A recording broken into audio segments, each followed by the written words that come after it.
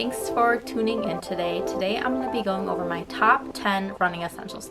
These items have been acquired over a 2-year span, so I don't expect any of you to go out and buy or order these items today. I've tried a bunch of running items over the past 2 years, and these are my top 10 favorites, which have helped me stay consistent and accountable to my running schedule. Number 10, sunglasses. When I first started my run journey, I knew that I needed sunglasses because I was the type of person that always had to have a pair of glasses. So I went to my nearest big box store and I purchased the cutest $5 pair of sunglasses that I could find. And little did I know, after 4 pairs of glasses, finding the correct pair of sunglasses is very important. So I went to my nearest running store and I picked up these glasses right here. And these are the Goodr glasses. I think Goodr has a bunch of different types of glasses, but I decided to go with this brand because it was the brand in my running store and I needed them now. I didn't want to order them online. So there are currently so many types of polarized running glasses on the market, so just do a quick Google search. But I went to my nearest running store to get these glasses.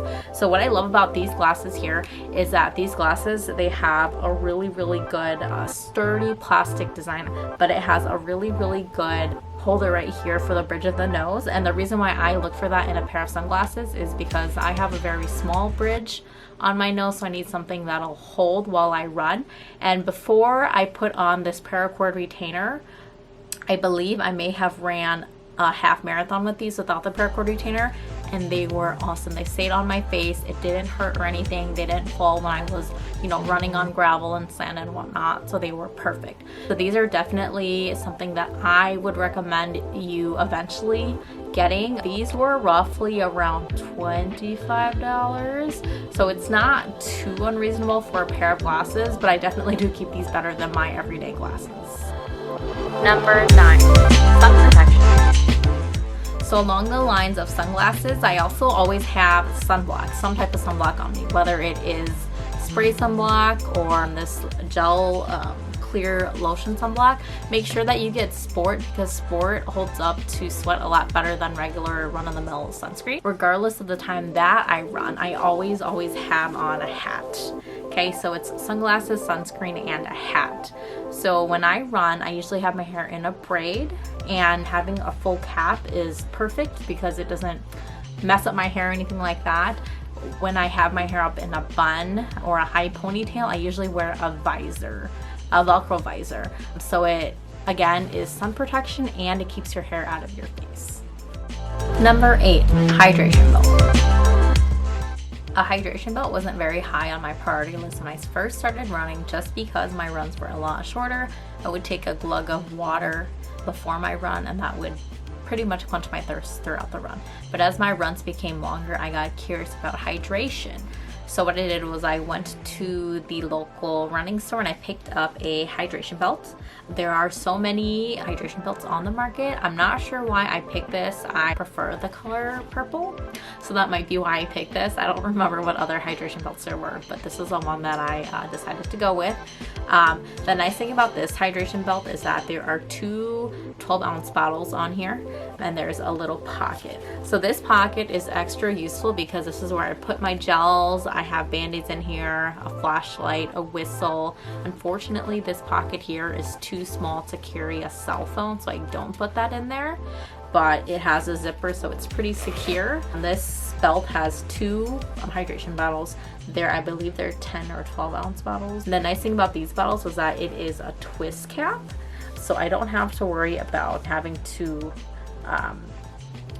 pull this up or anything like that. I could just twist it with my teeth, because my hands get pretty dirty when they run for some reason, so I can twist it with my teeth and I can plug it from there.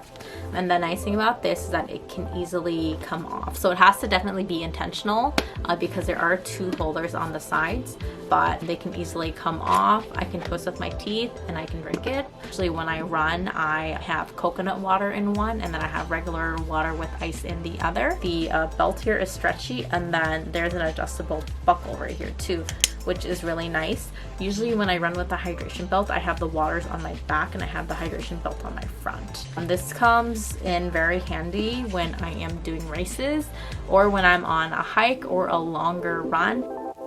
Number 7, energy.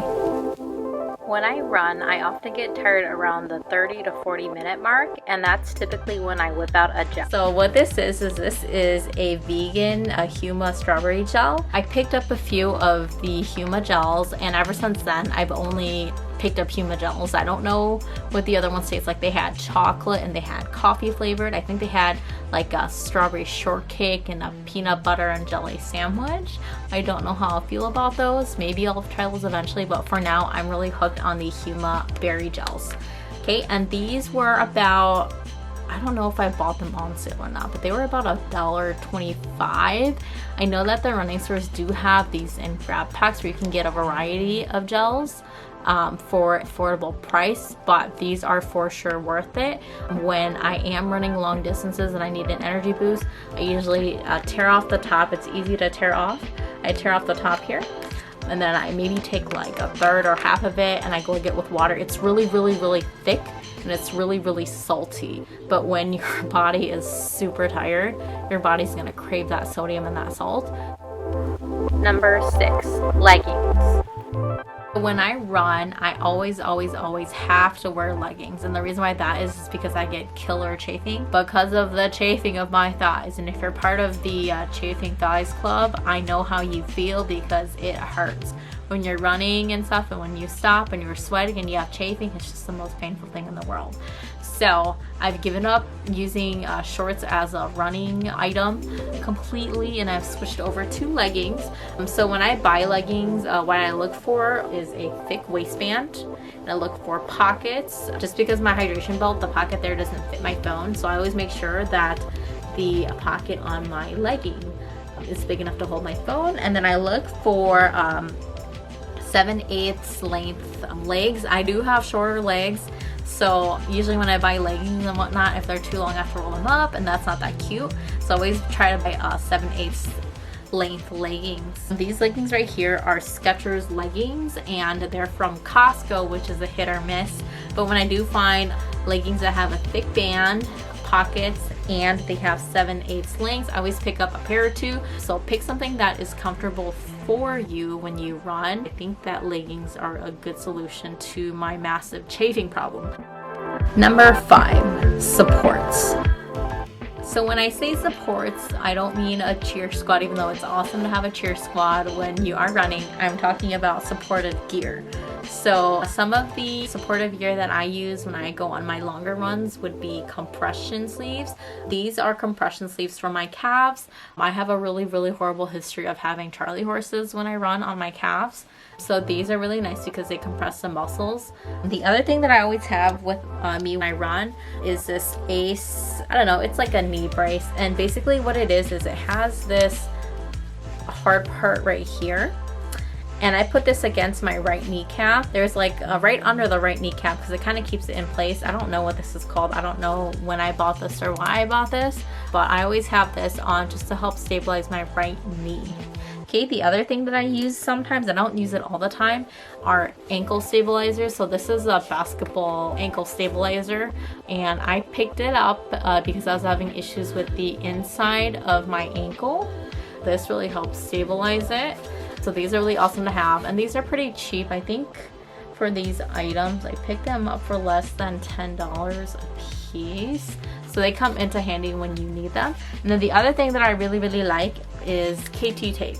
So when I run, I have a lot of tension on my neck and my shoulders because I tend to run with my shoulders up, which isn't good, so don't do that. Watch your posture. So this is really nice because it kind of just gives it that extra support. Whenever you buy a KT tape package, and it's any type of running tape, I think KT is probably the most popular brand of running tape. They have techniques on how to wrap, use this to wrap your body, whether it's your shoulder, your back, your legs, your hips, or your ankles. So pay attention to that piece of paper that comes in the package, but this is also very useful for longer races. Number 4, headphones. So when I first started running, I would run with my phone and I would have it on speaker, and that became a little embarrassing when I was running in a crowd and people could hear my music. And so what I did was I started wearing the headphones, and these are the regular headphones that come with the iPhone. And these, I don't know if they were free, but they came with the phone. So I would use these, and these were actually fairly comfortable. and they worked with the phone because it has that part, you know, that special smart charger here, and they were easy to operate.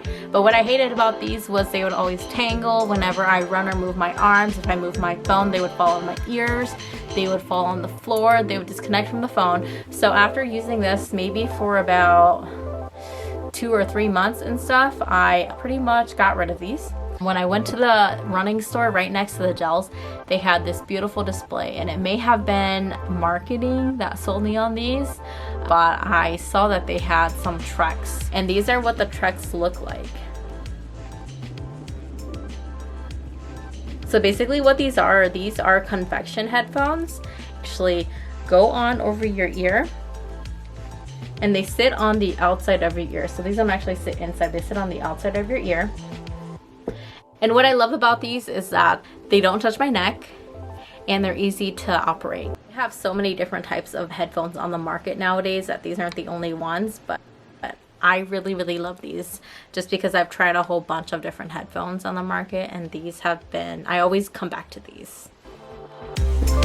Number 3, fitness trackers.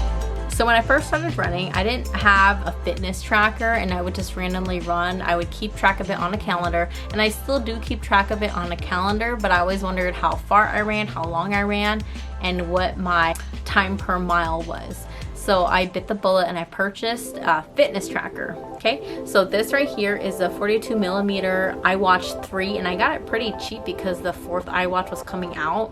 So this one was, I received some money off because it was an older iWatch. And on this iWatch here, they have the activity app where you can track your run too. The app that I use on here is Strava, and Strava's just basically been the easiest app to use for me, because when I go run, I just click the outdoor run right here, and then it just basically goes. And after I'm done doing my runs, I would upload it to my phone. Number 2, running socks. Running socks I found are so important. When I first started running, I would wear no-show socks because I didn't like that my socks showed, right? But they'd always fall down, so I invested in good running socks, which has a special lip by the ankle that prevents it from falling down. So my number 1 running essential, which you guys probably already know what it is since this is running and I haven't talked about them before, would be getting fitted running shoes. So these are the Asics Gel 13. So let me tell you a little bit about how and why I decided to get shoes that fit my foot better. So when I first started running, I had a beat up pair of gym shoes, and I wanted new running shoes. I went to the nearest shoe store, and I picked out these super cute running shoes, and when I ran in them, maybe it was like less than a mile and stuff, I had to stop because my feet were in pain. So I went back home and I looked and I'm like, these are basketball shoes, they're not really meant for running. So I was kind of upset that I spent like $120 on shoes that weren't gonna work for the activity, and I don't play basketball.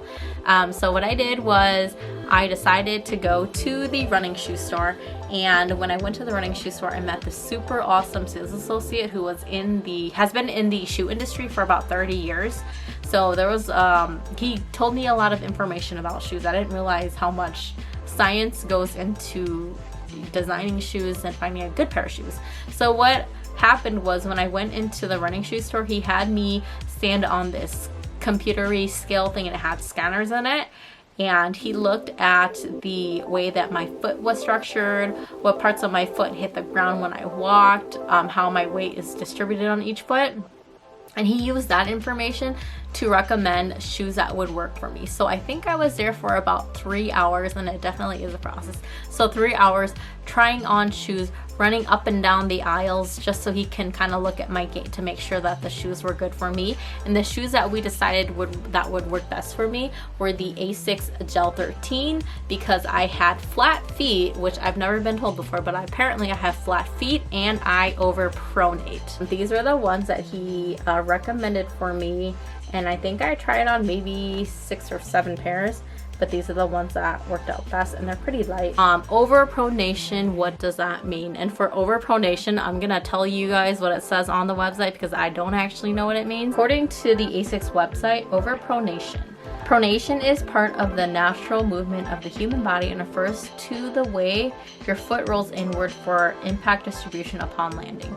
Understanding your pronation type can help you find a comfortable running shoe. So these were designed for overpronation. Is it a long-term fix? Probably not, but it does definitely help me make running more comfortable. I hope you guys enjoyed my top 10 running essentials. These are definitely items that I've acquired over the course of my run journey, so don't go out and get them today, but these definitely help me stay consistent and accountable when it comes to running. I hope it inspires you to either start running or maybe look into some of these things as a motivation to run longer or start running again. So I hope you enjoyed this video. If I have any other running videos, they'll be in the cards above. I'll see you at the next video. All right, thank you.